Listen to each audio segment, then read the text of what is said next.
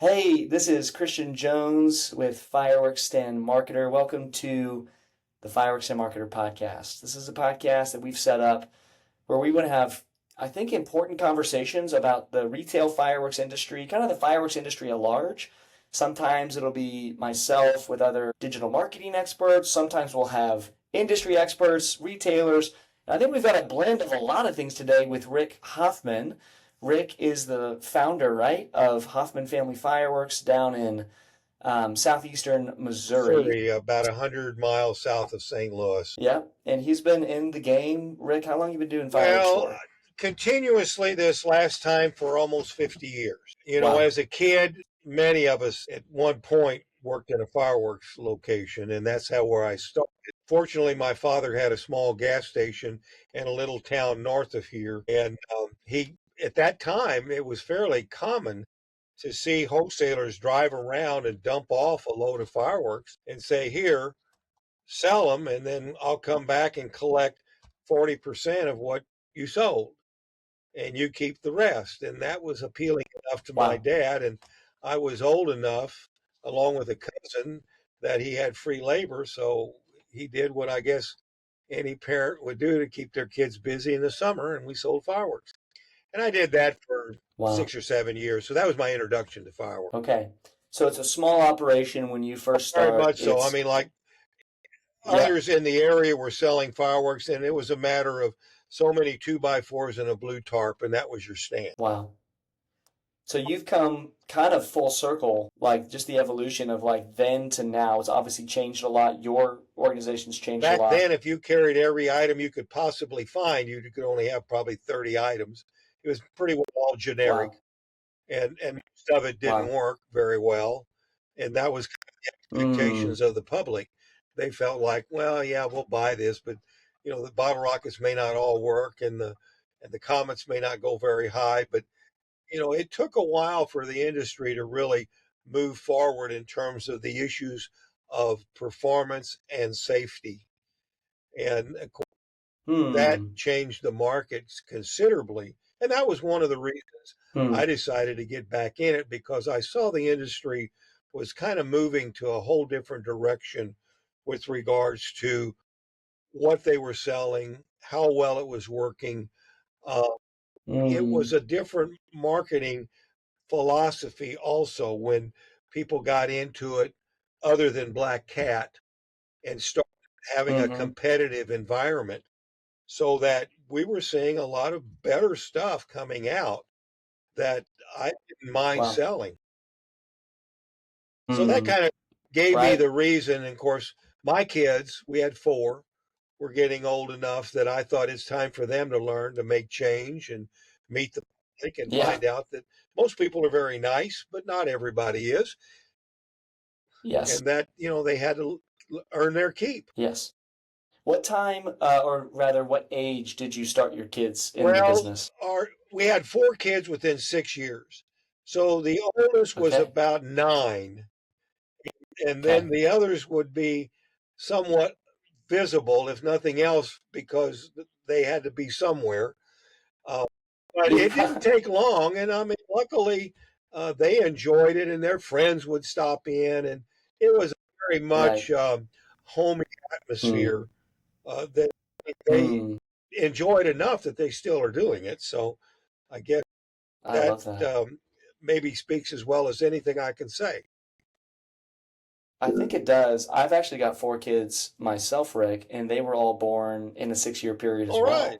So we've got that in common. And my seven On year my old end, is gonna, oh, say that again, three sorry. girls and a boy on my end. Okay. Two boys and two girls All on right. mine. Well, We went boy, girl, girl, boy. So I've got the bookend nice. boys and some ladies in the middle. And my 7 year old will be helping me with my stand this year. And I think I've got some questions for us, but it's good to get some context on you. And I think some of it is like what I want this podcast to be is maybe like the secret here is storytelling.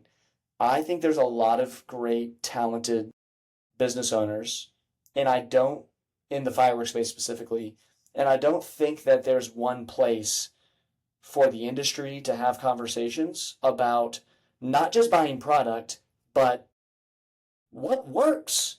This is a weird space. It's a great space, but it's unique. I mean, all of us right now in April are sitting on some level of tens of thousands to hundreds of thousands to maybe millions of product. And we're praying for good weather. We're praying for favorable stuff from our permitting processes and hiring. And I think that it's a great, lucrative, awesome industry to be in. But I wanted to start this podcast to try and capture some of the stories for people that are considering getting into this space, just people that are in it and are discouraged, people that are wondering what's the best way to go. And Rick, I think you have a lot of insights, whether it's about having a family business. I think there's actually a lot of wealth of information there. And you've seen the fireworks space You learn change. something about what to do and not to do. So I bring Right. that at least to the table as a lot of experience. And I agree with you, though. It would have been nice to have had access to some knowledge base from people who have Right. done certain things so that maybe you would have avoided some of the shortfalls and efforts that didn't produce much success and focused on Right. doing the kinds of things that seem to have produced the most beneficial outcomes. Yeah. Well, let's keep going on family since we're there, because I think a lot of people, it's a family affair when it comes to Hmm. fireworks. It has been with me throughout my time in this space, whether it's friends, family, or children that are coming along. But just as someone that's got a family run business in the fireworks space, what are either some of the things you've learned or practical advice? What would you tell someone, like even me? What would you tell me that's got young kiddos that are coming up through the ranks? Like, what did you do that was awesome, and what would you do differently if you could I do it think over the again? one thing that has come up over the years that is a caveat is it is hard to be the parent or the father and then transition to being the boss. And Mm, especially as the kids get a little older, where they see you as an equal and maybe the boss. And occasionally I've had to remind even my own kids who are now in their 40s that I am making a decision based upon the fact that I own the company and I have to make right. some decisions that may not, Yes. in terms of how you see it, are beneficial to Right. you, but maybe I see it as beneficial to the entire operation. Now, that doesn't happen often, Right. but I would say, from my experience as a parent and family operator, I would be very Mm, aware of how the process of getting the job done mm, plays out with family. mm, My wife mm. is very Yes. active in the business. We discuss a lot of things as anything, whether it's fireworks or the common who's taking the kids to school, there can be disagreements about how to get the job done. And I think there again is an opportunity that going into it, knowing that there could be potential, more communication is always better than less. And having someone not Yes. find out after the fact on an important decision that you've Mm, gone in a certain direction without possibly consultation, even though they might be in agreement with what you're doing. The fact that they didn't right. participate in the process is a critical part. I was a Oh, school yeah. administrator for 37 years, and I did learn that early on that having someone Mm, feel like they have ownership in the operation, whether it's your fireworks business or some other business, is a plus. I love that. So you've got your family in a business that is something you started in, you came out of, you came back to, and you've gone from probably what you would describe as, yeah, it's a tarp with some two by fours and side of the road and grabbing fireworks to like what is really an established, healthy, not just fireworks business, but business Yeah, in I general. mean, You I will have say over the great, years, and it took us a while to get there, but we started very meager, as I indicated earlier, along with what mm-hmm, most did back in those days, to every year, adding a few more two by fours and a bigger blue tarp and tent, yeah, and then a bigger tent, yeah, and then, an established location where we could warehouse and retail in a store setting. And as those years came along, I think what made the biggest difference was always anticipating what is out there in the future to better promote and be successful at fireworks. Fireworks Mm. to me is a very unique industry in that you are in and out of it in a heartbeat.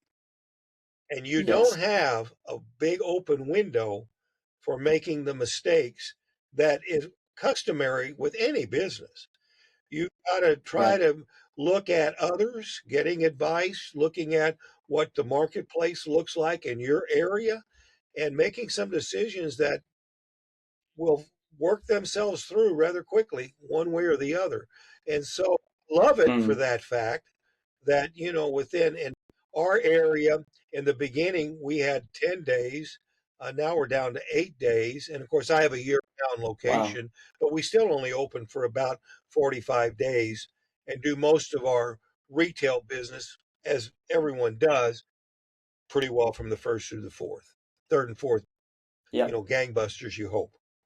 Uh, Yes. But along the way, I think there were a couple of things that really attributed to our development Mm. at maybe a little faster rate than others might have experienced because we have competitors in the area who started, some of them at the same time, but either they didn't have maybe a more Mm. aggressive approach to the business or they just didn't consider some of the components that important.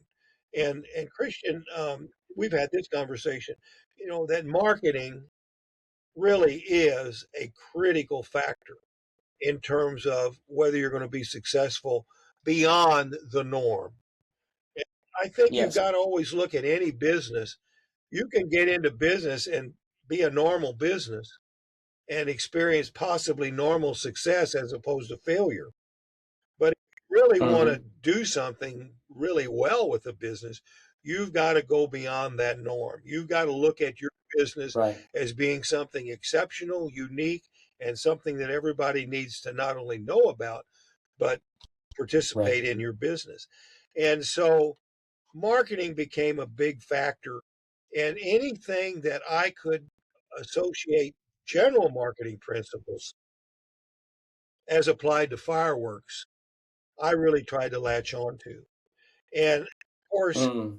I think the hardest decision I ever made was how much do you advertise? What are you willing to pay to market? And how are you going to use those advertising dollars? And you've got to you got to go beyond the point where it hurts. Because at the end of a year, when you look at your net and you go, wow, I have a little money now, maybe even some residual money to do some things with it. What are you going to do with it? You're going to buy another Right. car, you're going on a bigger vacation, or are you going to look at putting another 5% into Mm. marketing and advertising and promotions? And believe me, once we Yeah. decided that we were going to put some of that residual in a hurtful amount in the beginning, it paid off multifold. And Yes. and I will give you a couple of very much for instances.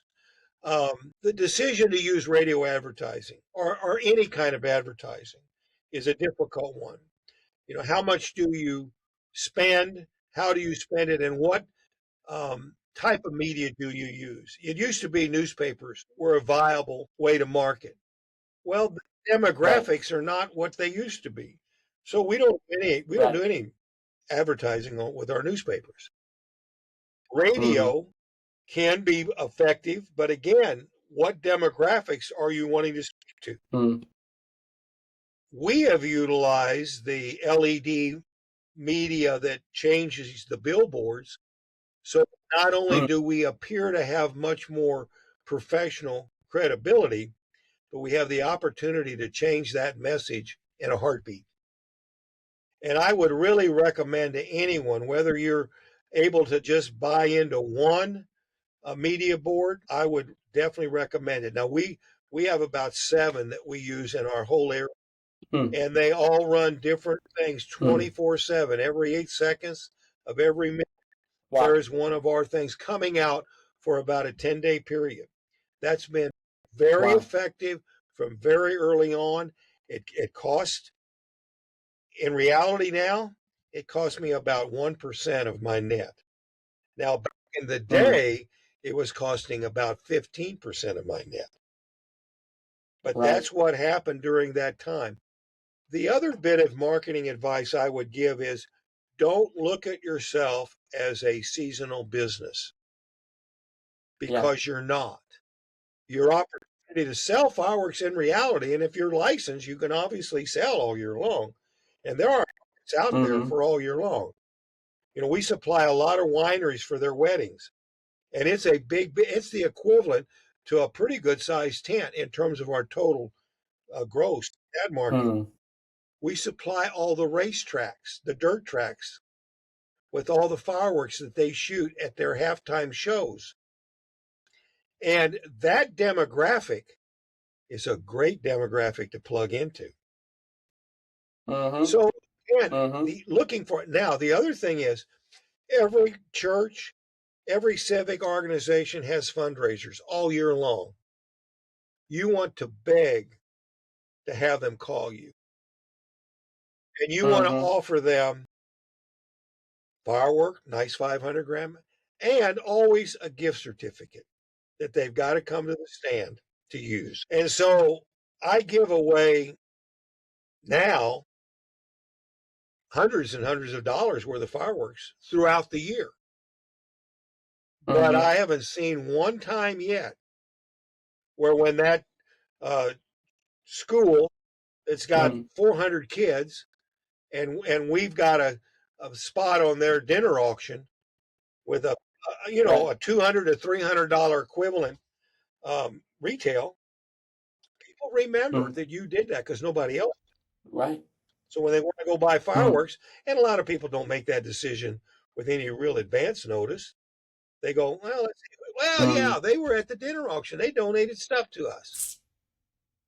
Right. So that's the game you play.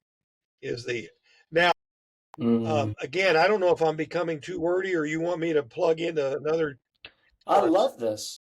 I will I tell you love two other this. things we've done that have been monumental in developing our business.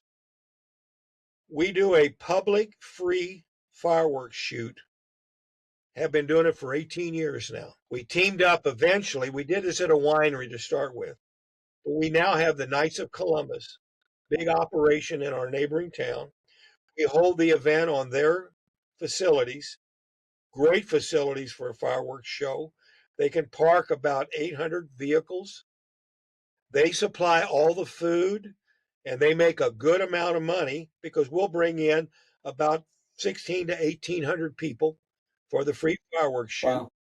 We ask them that they get free tickets if they email us and ask for how many tickets they need. That gives us their email, and it also gives the Knights of Columbus an idea of how many people are going to be there. So they supply, the amount of food and beverages that they're going to have.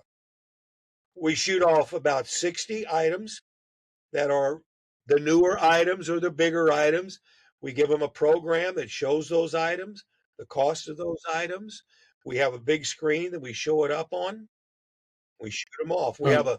a real nice introductory to the evening, obviously with this national anthem, uh, big fireworks shoot, rockets, red glare, we shoot off red rockets. Bombs bursting in air, we shoot off aerial bombs. And then a really Mm. nice finale with sometimes some stuff that's a little beyond the norm of the consumer fireworks. And we're known to do a Mm. couple of these diesel bombs or whatever they call them. Oh, The let's guy in the go. area, Yes. he begs me to do a bigger one every year at his expense. So Yeah. Come that on. public showing, and we'll get the TV stations to show up for it. Mm.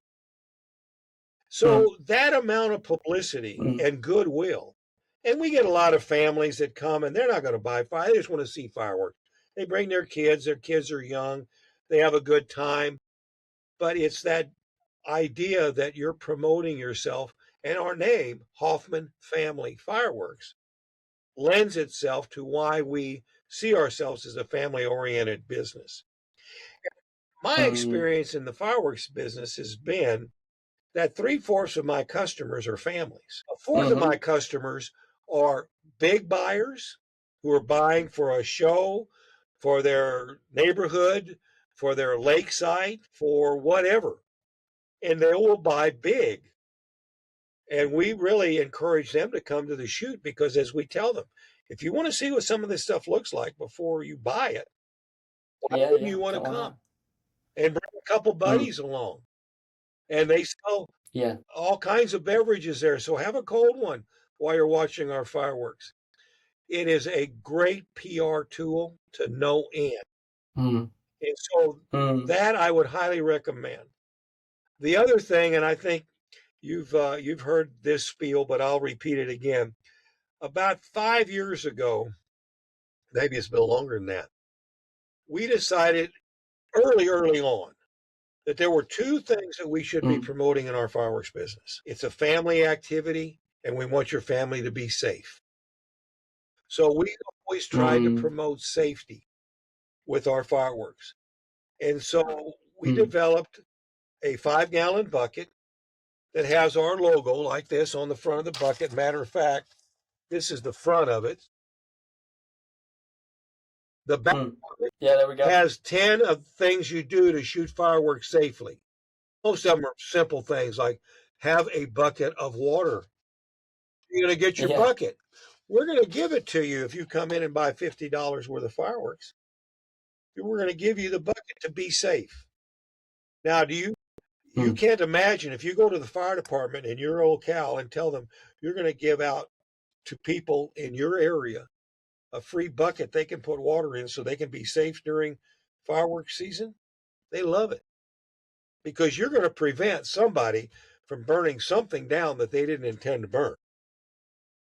mm, You can go to the TV stations and say, look, we understand that there's a concern about safety in fireworks and that people do get injured. They don't use right. fireworks safely. So we want you to know that we're all about promoting safe use of fireworks. First of all, buy fireworks that are made to be safer, which more and more of those things are done that way today as they might have been 30 years ago. And we're going to also show you and promote the idea of what to do to shoot fireworks safety. So one of our radio ads is nothing more than the 10 best things to do to shoot fireworks safely. And the last item is if all of the other 9 seem to be common sense, then use it when you're shooting fireworks safely. Mm, And so you can imagine the mm, 10 things are things that you would typically do. But one of the things you don't see a lot is be aware of your neighbor's pets. I have people mm. complain in our area of the city, All the fireworks time. are a nemesis for dogs, most of Yep. them. So at least be conscious of the fact that you're going to be dealing with Right. it. So always be aware of the public relations part of it. But we give out Mm, this year, I've got 5,000 buckets we're going to be giving out. Now, this year, it's a patriotic bucket. We've got the yeah. flag and the Pledge of Allegiance on one side. You turn it around on the other side, we've got the 250th.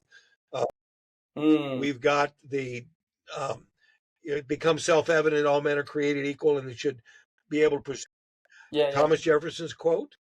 And on the little side panel, Mm, of course, on a bucket, you got to have the little, don't, put a bucket out so a kid falls in it. That's a requirement. But on the other little side panel, we just have our discount program and our okay. logo and our internet website. Mm, Because the bucket this year is not about us. It's right. about the celebration of the 250th. We want people to want Yeah. those buckets, not only to have a safety item available, put water in, but as a kind of a memorabilia of the 250th. We're getting tremendous response from this. The other thing Mm, that we finally figured out, this is the first year, that I finally figured out that maybe there's a better way than giving that bucket out to a customer when he's there already in your place. So at this fireworks shoot, we're shooting for 2,000 people this year, and we'll get it. You're going to Wow. help us get it. Let's Okay. get it. Let's go. And every person that comes in, it's always the second Saturday of June. We've been doing it that way for 18 years. We're going to give every car that comes in a bucket. We're going to give the first 100 cars that come in one of our T-shirts. Because it finally dawned on me, why am I giving these things out to people who are already customers? Why not get that kind of advertising out ahead of the season so they're walking around? Right. Maybe their kid's going to wear the shirt somewhere. Maybe they're going to have that Right. bucket somewhere where somebody else is going to see it, especially this year when it's a commemorative bucket. We want people to go, where did you get that at? And if they're Right. not one of our customers, Mm-hmm. they may get another bucket when they come. I don't really care. The Yeah, bucket yeah. does two things. It gives somebody a safety component, and it's advertising, and it's goodwill, Yeah. and it's to the Mm. customer. And what does it cost us? Mm. $3.32. That's Wow. delivered. Now, you tell me what firework owner wouldn't spend $3.32 to get somebody to come to their stand and buy at least $50 worth. And At obviously, least. And I think that's something I want to draw out that you have really eloquently just explained how you've done a number of tactical, intentional initiatives. But there's something you said earlier on I want to come back to that I think for whether I'm a mature retail fireworks owner or I'm new to the space, you said two things I want to highlight and maybe get more of your thoughts on. One is a mindset. I'm not a seasonal business. Because what you're describing is year round planning, design, effort, community connection, PR, being intentional, finding the pain points, and even the negative pain points. Pets, the negative perception of a bunch of drunk people just blowing up fireworks being dangerous. Like you are spending a lot of time with things that everyone in the fireworks space is loosely aware of, but not many people sit with long enough to realize the mindset shift is maybe I do have another job. Okay, that's fine. But I have to pay attention to this business year round if I want it to get beyond a stand or a building or something that's just there on the side of a highway. If you want to build connection, you actually have to spend time, like you said, studying your market, knowing where there's opportunities, shaking hands, and giving back, trying to serve. And that's not a given for most people. It's not that most people wouldn't do it. It's just that I think, Rick, you stumbled on that mindset shift through, I'm curious where that came from. Like when did you decide, and was it from the beginning? This isn't a seasonal business. It is seasonally open, but this is something I'm going to think about year round. When did that happen for you? I don't know that there was a single event. I will say there was one thing that happened that took us in a direction that almost forced us to be seasonal. We were at a winery one night for a dinner. And anytime I'm somewhere, any time of the year, and somebody shoots off a firework, I got to know what are they doing that for? And whose fireworks are they shooting? And what firework is it? And why isn't it mine? So we were up north, about 100 miles from Cape Girardeau at a winery with some friends having dinner, and a firework goes off. And this is in November. And immediately I go over to the balcony, beautiful winery, high end winery. And there's a couple of guys down there shooting fireworks. Well, I find my way Wow. down and go, hey, what you guys got going there? And they explained to me that they were going to have a big New Year's Eve fireworks party at the winery, Mm. and they were just shooting some things off to see what it would look like. And I told Mm. them, I said, great idea. Great idea. Oddly enough, I'm in the fireworks business. And I'd love to Mm. help you have the best show you've ever had before. Well, they said, we've never done this before. I said, well, all the better. I said, if you'll allow me to come back in a week or two and I'll bring you some fireworks that I think, of course, today with the 500 grams, you have got all kinds of Yeah. options that we didn't have 30 years Right. ago. 30 years ago, we had that little three Mm. pod comet that barely went 20 feet in the air. Not Right. anymore. Some of the stuff that we can shoot now legally as a consumer fireworks is exceptional. So I took them back several things and I said, here's what we've got. And I've got about 85 different ones at that time. Well, Mm, they ended up ordering about $2,500 worth of fireworks. And since then, they have done wedding shows where we put together a $1,000 kit for them. They sell it for mm, two, and we'll do 40 to mm. 60 shows amongst a number of wineries in that region every year. That's Wow. why I'm saying don't think of your business as a sideline or not seasonal Hmm. business. But when that happened, it dawned on me that I should be looking at all kinds of venues. And the latest one came to me by pure accident. A guy shows up in a Mm, truck. Well, here, I'll go back. The mm, university called us and they wanted us to shoot fireworks during football game, during the national anthem, mm, when the kids run onto the field. I mean, when the players run on the field, when they score a touchdown. Fine, we'd be happy to do that. Great audience. And then on their Jumbotron, they put up Hoffman Family Fireworks. So if you've got a venue in your area that has a special sports teams, now the high school was a little hesitant because of liability, but the university has that covered. If you got a small university in the area, mm, you ought to be knocking on their door if you haven't already. The audience out there happened to be a guy who is a pace vehicle for the dirt track, the sprint car races. mm, He comes up last year in the fall when the season was pretty well half over. And he said, I was at a football game and you shot fireworks off during the national anthem. Rockets, red glare, you shot six flares and bombs bursting air, you shot six mm, aerial bombs. You think I could do that out of the back of mm, a truck? And I said, well, yes, you can, but I'm assuming you're moving. Yeah, we'd be going slow. I said, well, we got to discuss whether there's some issues there, safety being one, obviously. So we mm, actually put together a practice, you might say, put together a series of racks, and he tried it out, and it went over tremendously. And so now mm, we are at 15 different dirt tracks. He shoots fireworks off every race at the national anthem, and the dirt tracks are buying fireworks for us to shoot during their intermissions. We are going to mm. do a very sizable amount of business with those tracks. And we've also had the tracks announce that if they bring a ticket stub into our location, they're going to get a free firework. And so I Yeah. went ahead and ordered 20 cases of it's four different fireworks called racing. Mm, Sprint car, NASCAR, four different little venues. They cost us about $1.50 a piece. We're going to retail them for about $4.95, and we're going to give them one of those. They bring the ticket stub in. So you're always looking for a new market. right.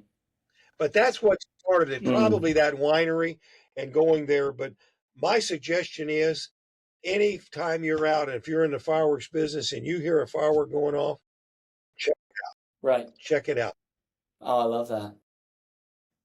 I mean, all of this relates to your marketing mindset, your abilities, your skill. You're very naturally gifted to see opportunities and realize, like, why shouldn't I be in this conversation? But there's something else you said earlier that I think in this industry in particular is challenging. And it's something you said you guys made a commitment to, and I want to pull this out just a little bit more because I think it's rich. I think I and you together collectively, a lot of people in the fireworks space would probably say it's a little bit of a feast and famine business.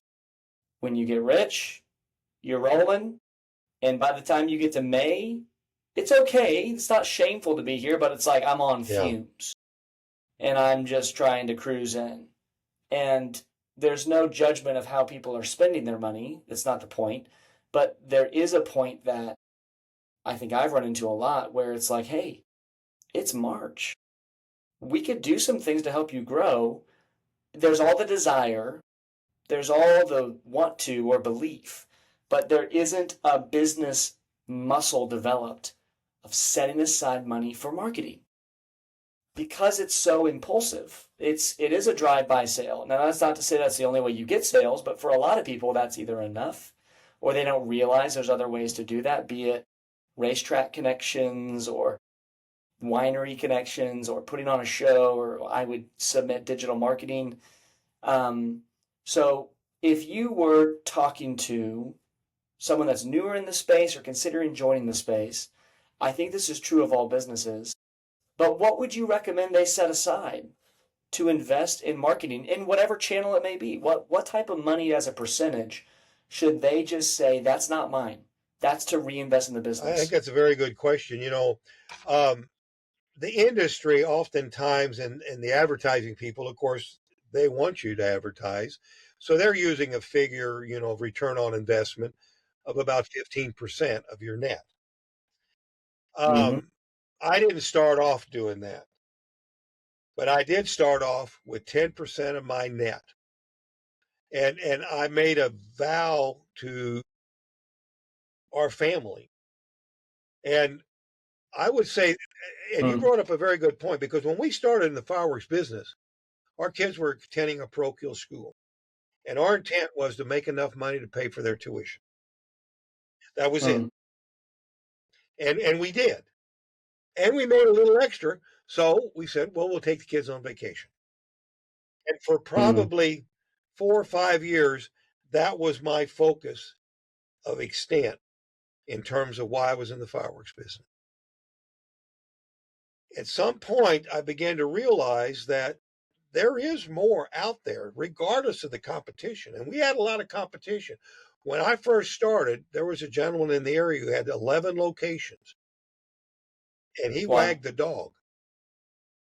But he didn't do what we've just been discussing. He didn't do much with marketing. He just throws stuff out there. He didn't do any public relations. He didn't think about what other things throughout the season would enhance his presence amongst the public. And we finally started eating away, and he's no longer in business. So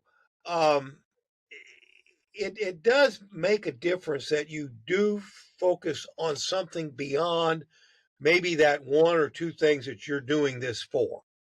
You want to buy a new car. You want to be whatever. We started with 10%. Now, I guess I shouldn't say this, but now we probably only invest about 8%. But that's a bigger is pie. Significantly more. It was back in the day when we were trying to do 10%. And that is net profit, or is that net revenue?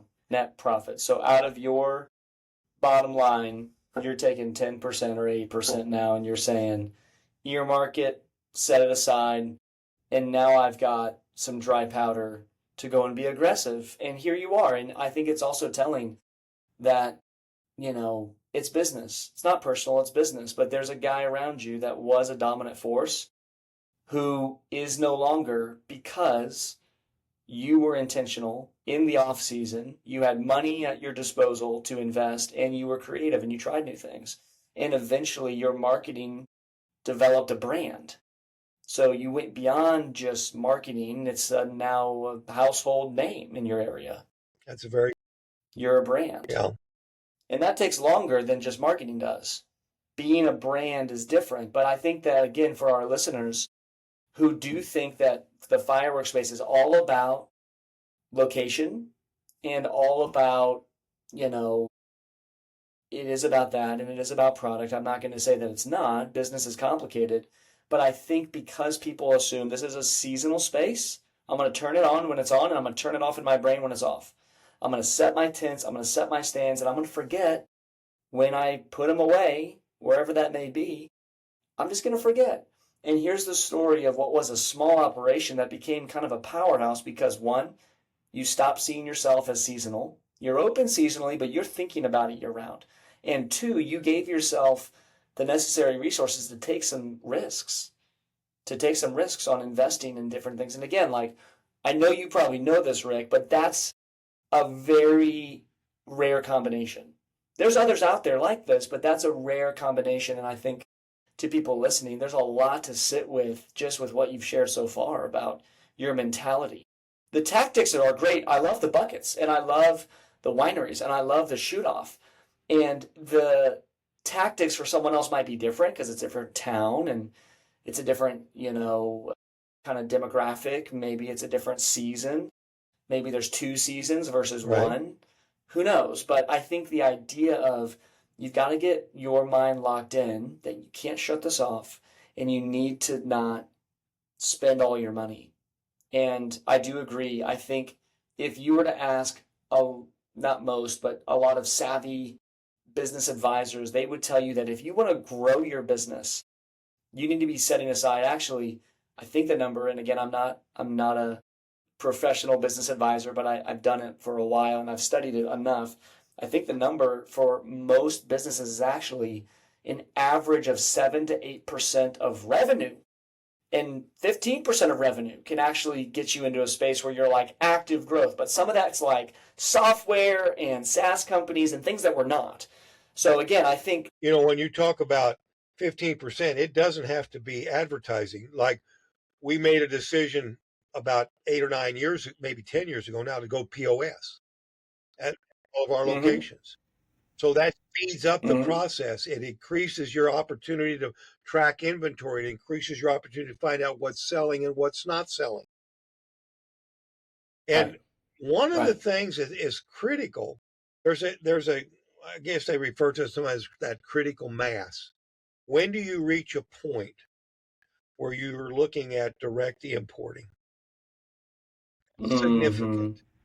mm-hmm, It's a tough mm-hmm, decision to make because you're going to have some extra revenue or you're going to have some credibility with your importers so that they'll fund you part of your costs for those until after the fourth. Now, um, one of the things that I did early on, and I'd recommend this just for the sake of doing it. I went to China. I went to Liang and and uh, and visited the factories that were making some of our stuff and to know a little mm, bit about generics and who makes them and how they're made and see that whole two things happened. For one, I ordered one container, saved probably 15 to 20% off of what I was paying stateside from from good right. wholesalers. I mean, they're making trying to make a living too. But I found out a little what goes on Right. behind the scene. And secondly, when you establish a relationship with a Chinese company, they are forever in your corner.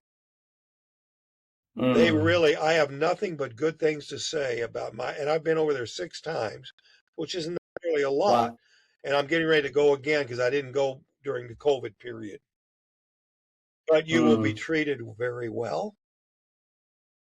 They expect you to respect them. And in turn, they have nothing but respect for Americans and for people they're doing business with. So I found out that when I ordered a full container, I got some priority on whether I got those items on a certain time frame. And if I had mm, any issues with damage, totally took care of it. That hardly ever happens. Hardly ever a interesting. chance where I don't, get an invoice that's not accurate to what's on the container. But there Mm, was one time, no question, no question as to how they would handle it. They trusted you 100% because they got to meet with you. You went out to dinner with them. You did the things that yeah. they felt were important enough that you came to visit them. Now, that's not for everybody. But if you get to the point where you're doing, let's just say you're grossing 100,000 plus a year, you're ready to go to China. You're ready to, Mm, containers, maybe just one. mm, Now we right. order 5 to 6. But that didn't happen in the Mm, beginning, obviously. But that's right. another growth factor to be thinking about in terms of developing your business. And I thought it's become a major factor for us having a Right. increased opportunity for profit margin because here's something else we have to do in our area. We have a huge competitor in our area. This competitor buys an item for $1 and sells it for $2. Now, most fireworks don't do that. So if we Yeah. want to compete, I don't want to do that either. So we developed a discount program. Now, some people argue about, do you give a customer a discount? Or do you wait till when they're done and they bought $200 worth and you say, well, $200 worth, you get 10% free fireworks? Because that's not costing you, the $20 you're going to give them for $200. But once they finish buying their fireworks, technically they're finished buying their fireworks. Now you can give them some other stuff and they're not going to not take it. But I guarantee everybody loves a discount. And so one of the things that we utilize on our program is a discount program, and we make up all of our own shelf cards, and that allows me to do a lot of things. And one of the things we found out 2 years ago, we order 10% on $25, 20% on $100, and 30% off on $200 purchase. Now we build that in, keeping in mind in terms of what we set our retail price for. So that, we're not giving this stuff away when you look at the bottom line. But what we found out is most people can't figure out what 10%, 20%, and 30% is. So several years ago, we put what we charge for the item, and then we put right underneath it, 10% off is this, 20% off is this, 30% is off of this. So all of a sudden, when they look at that item, that's $40, but now it's only $32 if I buy $200 worth. Well, most people, they're going to do a fireworks of any kind, $200 is not out of their pocket.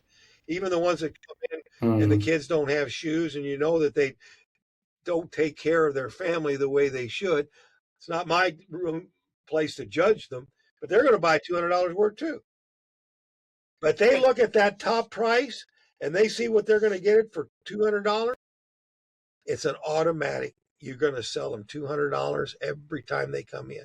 But what we found was we had to show them that, because many of them, they'd come up and go, well, what's 20% off of that? I don't know.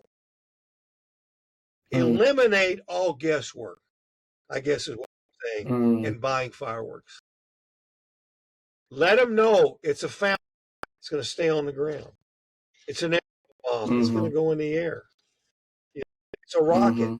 Who knows where the hell it's going to go? And we don't sell many rockets for that reason, because a rocket never lands in your backyard or nowhere near it. No. And about 10 years ago, we had a house burned down because somebody shot a rocket in the city. It was one of our rockets. And it was a fireman's house. So automatically, when I heard that happen, I thought, oh my gosh, this is not going to go down well. There was an automatic repercussion of, we're going to ban fireworks in this community that we have. We have 2 big locations, and one of them's in this community. So I go to the city council meeting thinking, well, we're going to get beat up pretty bad. The very first speaker was that fireman who owned that house. Now, I didn't burn his house down totally, but it did major damage. Yeah. It landed in a flower bed with mulch, and that created some problems. He got up and he said, I want everyone here to know, before we even start the discussion, that I am not against fireworks. I do not want to see you banning fireworks in the city. I would like to see you ban rockets in the city. But as far as everything else, people enjoy fireworks. They can be shot safely. And here's a fireman. And in reality, most firemen love fireworks, because I work with fire departments on a number of other things. And they like shooting them off just as much as any of us do. But that gentleman changed the whole course of that conversation. And so we did 2 things that night. We eliminated all stick rockets in the city. Fantastic. Because that eliminated future problems that were definitely going to be there. And secondly, they wanted to shorten the day from 10 days to 8. And I acted like I complained, but I loved it, because that's 2 less days. And this location Yeah. in a big tent sitting there because we all Yeah. know you're going to sell the majority of your stuff in that It's, last go. that's right. That's right. So, Oh, that's so so I interesting. think in marketing, also be thinking about what can make your stand different than someone else's. These hang cards, which tell you what they do, the discount, describes the item, and we put usually a little goofy quip underneath it. People love going around just looking at it. And Yeah. today, every firework almost has a QR code. And Right. and I would say make certain your stand Mm. is equipped for them to be able to get to the YouTube. In our, we Mm. have hotspots, and we use a high level hotspot that and we put amplifiers on some boosters just to make sure, like in a metal building where we've got a big retail location in several rooms metal. We want to make sure that they're walking around. If they want to do that, they can see that item. It's great to have Right. TVs and stuff up. We kind of went through that era, but I don't want people standing around looking at a TV on the 3rd of July.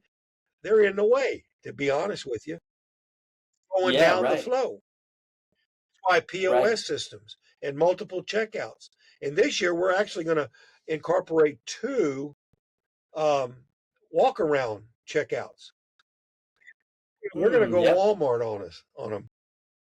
If we Yeah. Come got on. customers backed up to this place and Yeah. people can't get around the aisle, we're going to send out 2 of our people to check you out where you're standing. If you got a cart load, we'll just check you out, do everything, and get you out of there. You don't even have to come up to the counter. Are you using Square? Yes, we use Square. Yeah, same. So you have those Square handhelds have been amazing, haven't they? Those Well, are I'm glad to like get that. a This is game our first year changer. to use them. Oh, they're so much better. I mean, I've been buying iPads and the socket Bluetooth scanner and then the separate terminal for tap to pay, chip, whatever. I own everything you could buy, third party or Square. I've owned it for, that's been one of our differentiating factors is speed, transparency, iPads, it's fast, it's You give that modern, and it sounds sales slip, and obvious. he knows he got fair price on everything. Right, And I always tell him, take that thing along when you shoot them off. If there's something you really like, check it off, stick it right. in a box somewhere, and the next thing. Don't come Yep, in and tell me, gosh, last year we had this thing that went up in the air and it shot over here and shot over there. You got that yet? you're right, right. Yeah, like 5 other Ah, ones or 100. yeah, that's right, So, right. it's again, I think, as you're saying, look at ways of making you different than anyone else. And Mm, yes, it's going to cost you a little money, it but it's does. also make So you worth it. money. It's going to make you some Some serious money significant. to speed up your lines, improve the We had experience. years where we increased our gross sales by 20%. And we didn't do Yeah, anything more than market ourselves throughout the year on the ways that we've just kind of been discussing. And yeah. if you could knock off a nice 20% increase in gross sales year after year, you start selling some dang fireworks. You're going to be doing okay. Well, And it's possible. It's not everyone's experience in the fireworks space. I do turn to a lot of people that I think that our industry, and maybe Rick will end here. I want to pick your brain on industry stuff where you see it going, but I do see and hear a lot of people that do stagnate. And that's why they talk to me. So they're talking to the marketing guy. I have my own location, so I'm doing this, just kind of sharing ideas and tactics, and then what do we do on marketing? And some of the impetus for the conversation is I am not doing as well. The competition has changed. And so it is a business in the sense that nothing is set in stone. No one has a monopoly. Even the best businesses can fall. If there's anything that history teaches us, business or otherwise, civic, political, nothing's set in stone. Things can change pretty quickly. And you run into a lot of people that, again, it's the chicken or the egg. It's like, I need to grow, but I'm afraid to invest. And that's not an easy answer to how we're going to come up with the money. Where's it going to come from? I don't know. But you must, in your processes, your systems, your marketing, your product, your people, you do have to take risks, right? That is the name of it. I've got to insert something that I think is a major factor. Do it. Major. Do it. You've got to decide, do you want to sell out of fireworks or do you want to have as many fireworks in your stand the night of the 4th as you had on the day you started? And believe me, there is a significant difference in the amount of fireworks you're going to sell if that customer knows Yeah. they can come in late, which a lot of them don't want their fireworks sitting around in the house. They want them on the 3rd or Right. 4th. They're going to shoot them right as soon as they can buy them. And if they know they're going to Yes. come to your place at 4 o'clock on the 4th and you're half Yeah. out of fireworks, they're not going to come to your. It's bad. And my It's not a brother good ran an look. operation that he wanted to sell out every year. And Right. he did. He did. Yep. Once we decided we Right. needed a warehouse or some way to store fireworks because they're going to sell and they keep well, as we know in the fireworks They business. do. That's not an issue. Matter of fact, they get better because in Louisiana they set out Mm-hmm. on a mountainous area where there's a lot of moisture and they don't even dry out the year they're made Right. until about 2 years later if you store them properly. And then they're brighter, shoot higher, louder, much better. But he always wanted to sell out. We decided we were going to have as much stock as possible, unless we obviously were Mm. selling out, period, of our inventory. But we try not to have that happen. I want to carry over at least a full container or more because I got to sell fireworks the rest of the year too. But Right. he finally retired and we bought him out in 2 years because we went to having everything in a set. We doubled his gross 2 years. So I would advise to Yep. people, think long and hard about whether you want to sell out because a lot of small stands, and we did that too in the beginning. We wanted to sell out, make Mm-hmm. as much money as we could. You know, we on the 5th, we'd about give them away because we felt like if we got our what we paid for them, we didn't have to on them. We're good. And that's a mentality that it works. It Yep. doesn't get you to where you can go. So Right. that's I wanted to make sure I got that in before we finished up. No, That's that's I think that's really I well think said. that fireworks people have to make. And that's a mindset shift too. Selling out, in one sense, you made money. Congratulations. Like the game of business, at some level, you're okay. You made money. You Yeah. bought and sold all of your inventory. But with the way we're talking about it, and I was the same. I would just, when I was early on in this, my first few years from 2010, 2013, 2014, I'm like you, I'm just throwing it out the Yeah, door yeah, in that the too. end, right? And you eventually realize, you talk to a few people, and again, back to the point of this podcast, it's just to help people realize, pause. Figuring out storage is not rocket science. I'm not saying it's easy, but it's doable. And if you realize, like you said, the amount of money that you're leaving on the table and the long-term ceiling that you're lowering your ceiling. Because now every year your inventory is turning over 100%. And in any business, that's actually a sign of failure. You need to have margin of inventory in any business that you can supply the demand. So I had one of my 4 locations was very similar. It wasn't a family member, but it was a friend. I run it for him now. He runs a ministry. He started as a fundraiser, and during COVID, he was like, "I'm done. I know you're in the fireworks space, and you've been asking me if I needed help. Take it over, run it for us." So I run it for him. It's my stand, kind of to the benefit of this nonprofit. And he would tell me, he would send me pictures at like 2 o'clock on the 4th. I'm out Yeah. before I took it over. And we've doubled their revenue too. We 2x their revenue in 2 years, just Yeah. like you. It's the same story. And all that we did is we took a bigger risk on inventory. We invested in marketing. We did everything else, right? Like a good layout, a good staff. We make it feel safe. It's fun. It's not even that big of a tent. So some of you that have like $30,000 or $40,000 setups, they might be $60,000 to $70,000 Right. setups if you just had more product. And it's like scary because you're thinking side hustle, you're thinking temporary, make a $10,000 profit and feel great about it. It's like, that's not bad. But if you want more, these are some of the things that you have to embrace, like the gut check reality of, oh, that's a bigger check, or credit terms, or something that I have to write. But again, like, It's not that all risk always turns out, but you don't really make a lot in business if you're unwilling to take risks. And that's what fireworks is great at. It's a great business for taking, you've got a lot of time to think. You've got a lot of time to think in this business to kind of like evaluate. It's not every month you've got to have something going like most retail, where it's like pivoting and still open and I've got staff and all the things payroll year round. Like we don't have that, generally speaking. You have, like for you, Rick, you are open and you have staff in a building and expenses, but a lot of people, they lock it down and it's just over.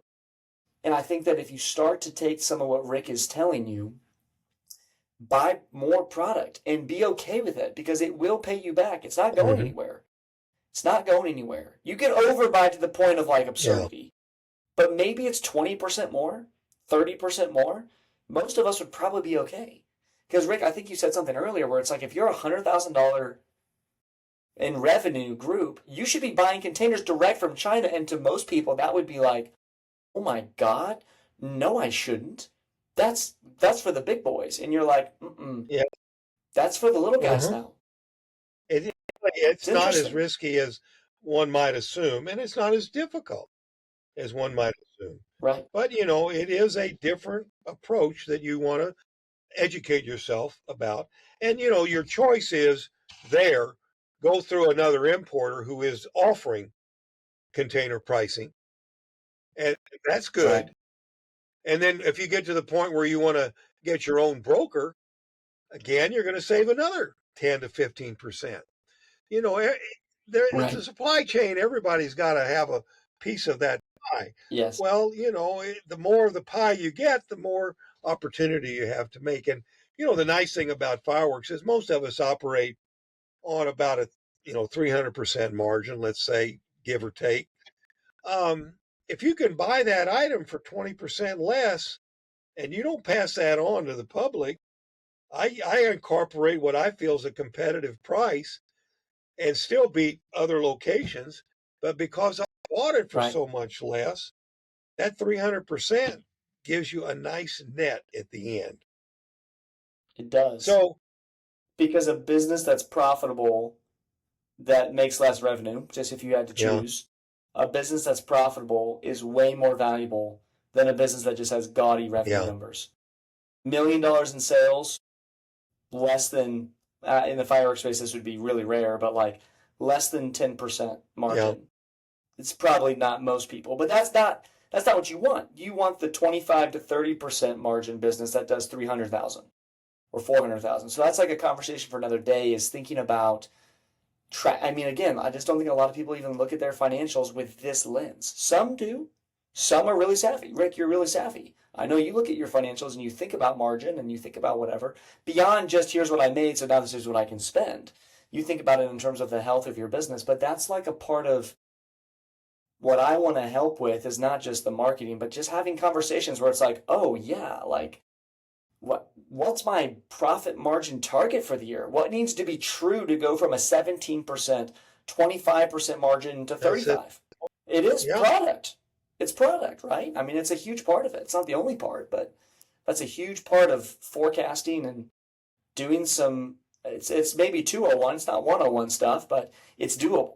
It is doable to think about your business in these ways and to make good decisions. And as you said, it's not as hard as it used to be to either get a container from an importer or to do it yourself. And that's, again, there's a lot there that I think we could flesh out. But Rick, give us an imparting thought. What is something you didn't get to mention that you want to tell someone that might be listening to this that's either in the space or thinking about the space? Because we're a bit larger operation, we have a number of employees. And the employees, for the most part, half of them, maybe a few more, have been with us for 20 years or more. You want the people that are going to work for you to be the kind of people that are going to meet the public, be a help to your business, and you're going to want to pay them well. And my experience, because I was a administrator in school, I knew that teachers were one of the best sources of employees. For one, they have enough knowledge to understand what you're doing and how you do it. And they always like to have a summertime side job because some of them are going to school. Some of them are just, Right. wanting a little bit of something to supplement what they do this summer. They've been very good employees. And I would say a real key is to get employees. And if they're good, keep them, make them feel they are important to your business because they ultimately are going to make or break you. And it's like I tell my employees, I'm going to do everything possible to Mm, get people through the front door. And it's your right. baby. It's Yes. you who are going to make us successful, not me any longer, because I'm not there all Right. the time. I'm out doing my thing, delivering or whatever else. And Hmm. if I walk through, I greet people and say, but those employees, and don't try to get by on nickel and diming them. Pay them reasonably good salary. And of course, nowadays, $15 not even considered a reasonable salary anymore. We're looking at Right. more like 18 to 20 bucks for an employee, and and they're going to work hard for that money because they feel that you're appreciating them as opposed to taking advantage Right. of them. That would be my Right. advice: is look at the people that are working for you because they're going to, and if they come Mm, back every year, they come back with knowledge. They come back with friends. yes. They come back with people who know they're going to be there. Yep. So you can build your business by letting other people help you build it, and that's employees. Yes. So That's well said. I got Yeah. anything Sorry. else? Keep If going. there were any other words of wisdom, I think we covered so dadgum much stuff that even I I love sit it. back and think, well, I better get going to work on some of this. Absolutely. Well, we'll wrap quickly again, Rick. Thank you for your time. Thanks Pleasure. I hope for sharing I pass on a stories. little bit of information that others can use. Absolutely. I think there's a lot here for those that got through this podcast and listened to it maybe. I think there's probably a number of things to sit with and mull over. And, um, we're in busy season, but, shoot Rick an email maybe. We're prepping. Shoot me an email if you have follow-up questions. And we'll do more of these. There'll be more conversations to come, and we might have Rick back I, someday. I've been fortunate and been successful, and I would love nothing more than help others that would like to do the same. And so, if I can be of assistance to somebody out there, we're on the web, we're on Facebook. You guys are going to be promoting us a lot, so don't That's feel right. like that you need to be a total stranger. Give us a call if we think we can help you in some way or give you some additional information about where to buy buckets or what to do here or there. We'd be glad to share that with you. I always feel like I love that. um, you're not going to be a direct competitor, but you are going to be in a business that we both want to succeed in. Yes. That generous spirit is a great note to end on. It's the spirit that I want to have as well, and that I want to see friendly, serving each other and having an abundance mindset. There's enough for everyone here, and it is sometimes hard to share knowledge with people that are down the street. But I that's a story for another day. But I love that, and I appreciate that from you, Rick. Thanks for sharing your wealth of wisdom and stories. And I think we'll definitely have you back. Maybe it'll be after the 4th, and we'll circle Well, the wagons and see what worked and go work or from be there. of But benefit, I'm always open to that opportunity. It's been a pleasure speaking with you and maybe speaking with some others who will hear this at some point in time. perfect. Well, with that, guys, we'll let you go. Yeah, Rick, thank you again. Until buddy. next time, It's going stay to be a great safe. year.